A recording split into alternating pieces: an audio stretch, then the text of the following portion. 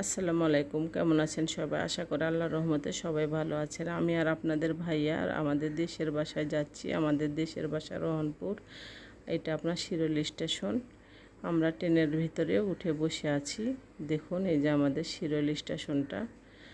এখানে আপনার ট্রেনের মধ্যে প্রচুর গ্যাঞ্জাম। এটা লোকাল ট্রেন না, এটা আপনার কম্পিউটার ট্রেন। এই ট্রেনটাতে প্রচুর গ্যাঞ্জাম হয়। আপনার ট্রেনটা ছেড়ে দিয়েছে, ছেড়ে এখন আপনার চলে গেল শিরোলি স্টেশন ছেড়ে। কিছুক্ষণের মধ্যে রেলগেটে ঢুকবে। এটা আমাদের রেলগেট। এই রেলগেটে যে দেখুন, রেলগেটে কত গ্যাঞ্জাম।